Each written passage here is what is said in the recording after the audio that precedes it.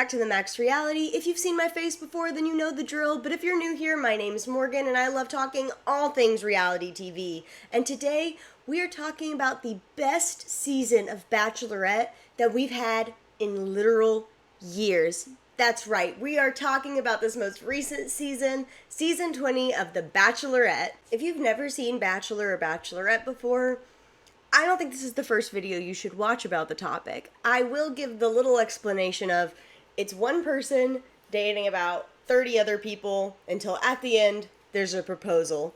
If you need to know more than that, you should start somewhere else. This is not the video for that. Today, I will just be going over the main points of what I think made this season so much better than the past couple seasons we've had to watch. So, let's get into them.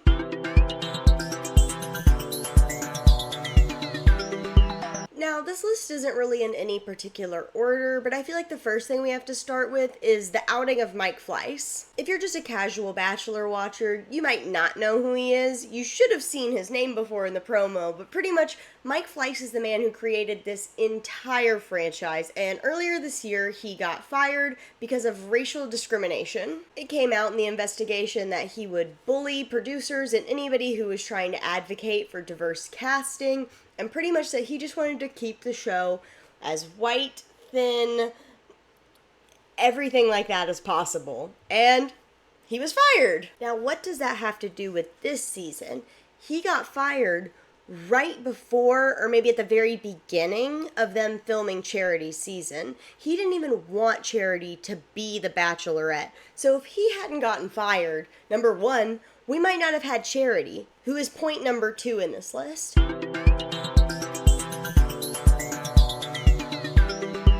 Moving on to point number 2, Charity Lawson as our Bachelorette. So the minute I saw Charity in the list, the lineup of the Girls for Zach season, I went and found her on TikTok. I try to go find a lot of the contestants on TikTok, see what's going on, and I fell in love with her. I was like, this girl is fantastic. She is cute, she is funny, like she's gonna be so much fun to watch. And then they show none of her personality the whole season, but those of us who are on social media knew Charity was a star, and luckily production knew too, because they made us, because they made her our Bachelorette, and they literally couldn't have picked a better person. She was so funny.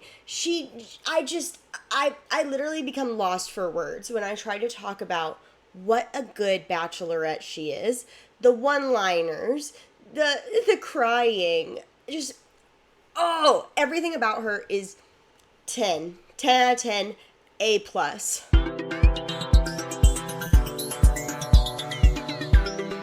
On to point number 3, the casting of the men this season. We'll start with a big first for the past couple seasons. We didn't have a racism scandal happen. The closest we got was the guy who was a pro wrestler. I can't remember his name. I'm not going to look it up because I don't care about him. Had a picture with a Trump flag. It's bad, but it's not blackface. The bar is so low. The bar is so low for the show currently with casting. Aside from not having a racism scandal, multiple of the men actually seemed dateable. They seemed like somebody you could see Charity dating. Maybe not long term, but a lot of the times, the first episode, you'll look at the guys and be like, okay, only 2 of these maybe seem like they could actually date this lady. But multiple of these guys seemed great. They were fun to watch. Even Braden. We have to get into Braden. So Braden was our villain this season. But it was fun watching him. It wasn't like villains that we've had the past couple seasons where it's like that girl who was making fun of the girl with ADHD or whatever. It's not like people were about, I mean, he probably did get death threats because it seems like every reality TV star ends up getting those because I don't know why. I just can't imagine taking the time to look up somebody on the internet and be like, go die, just because they're on TV. But that's the way apparently the world is right now. But Brayden being a villain was just pure fun. It was like the old days of Bachelorette, where you could actually see the villain dating the lead. And it just made good TV, and it made me excited to watch him in Paradise. Overall, the casting actually made me excited to watch Paradise for once, even though Paradise has been just going straight downhill the past couple of years. The past few seasons have been actually actively painful to watch. But I'm excited because so many of Charity's guys are in there, and I loved so many of Charity's guys. So casting the main show is helpful in the spin-off shows. Who would have thunk? You cast people want to see, and they'll want to keep seeing them. The producers this season.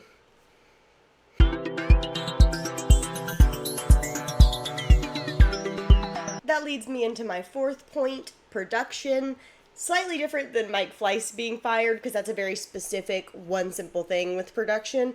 But number 4 is production overall. I mean, the casting, which I just mentioned, is included in production, but even down to the editing, finally going back to a format where the rose ceremony ends the episode. I was gonna lose my mind if we kept having seasons where it was always just split in the middle. I don't want a rose ceremony in the middle of the episode. That made me so mad when they were doing that. I was so happy to see the normal format return, because it's just nice to have your beginning, middle, and end of a story instead of this weird wave they were doing that they thought would make people want to watch the next episode because every episode was a cliffhanger. Like, no, it just made people really, really frustrated. Another little editing thing I loved was the first episode. The way they did the intro packages with the guys' limo exits, instead of just giving us a whole chunk of intro packages at the beginning that, like, I forget who's who by the time they're coming out of the limo. Great choice. I just feel like they went back to the good things of the past from that show while also moving forward with new ideas. I feel like it's so weird. It's just like such a, like, it's hard to explain for me, but just like they took what people missed from the show and also what was missing from the show and finally put them together. While there's still a lot more that's missing from the show, I feel like we're finally getting back on the right track of what used to make this show great and adding stuff that will continue to make it better and make it a show that lasts another 20 years. Along with production and editing in general, it just seemed like people cared again, for lack of a better word. It just seemed like people cared about the show again. It was fun to watch.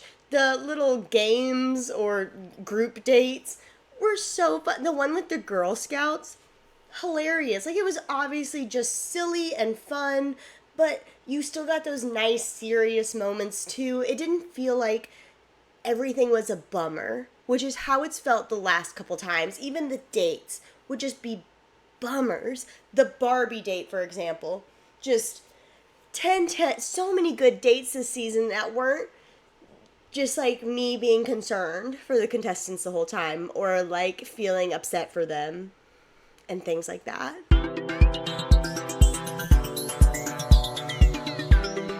And my last point that I think made this season so great was bringing back history and legacy of the show. Now, if you're super interested in all that sort of Bachelor of the past up to now, I would definitely recommend checking out the podcast Game of Roses. That's where my shirt is from.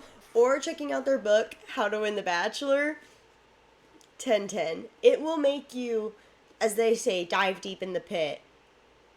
But, you know, you can join me there because I live there. To start with, I loved having the videos of some of the old Bachelorettes in that very first episode as just a reminder of like all the great people we've loved watching on this show. Having those cute little messages just really added something for me to the beginning of the season. It let me know how we were starting off from the very beginning, what the level of expectation was. It was a really good moment. I do think it would be better if they could have gotten some other Bachelorettes to do those videos, but I definitely understand why none of them wanted to, aka Rachel Lindsay, the queen, the top tier, who I understand why she will never be back with anything involved in this lifestyle. I definitely understand. They did her so wrong. So wrong. But the show needs her. So somebody apologize to her. Somebody pay her. Do something. I love Rachel Lindsay. Focus. We were talking about season 20. And then the kissing date. I loved that they brought this back and they talked about Sean Lowe doing it. Also thought it was really funny that they just didn't barely address the girl he was kissing, since it's not the woman he is still currently married to. They just kind of tried to shadow over that and be like, Sean Lowe, longest kiss, don't ask who with. I loved them bringing that back. That was a fun throwback to history, and I wish they would do more little things like that, because they reuse dates a lot. But like when they do the Bachelor Bowl, I love when they tie in something that continues on every year. I love a tradition. I love something to go back to. Then we had the Men Tell All that brought us back 3 former crowns from years past. I love that they were able to get on the first Bachelorette, because we're never going to see the first Bachelor again. That man is gone. That man is nowhere to be found. But seeing her was and seeing that old 3-4 aspect ratio of the wedding, the first Bachelor wedding, I just think it's great to bring back all that stuff. And I love that not all 3 of them were like married to their ring winner guy. I mean, 2 out of 3, but still, I just love bringing back the throwbacks from the past. Again, though, this is why they need to get Rachel Lindsay back. I don't think there is a way to, but you never know. You never know.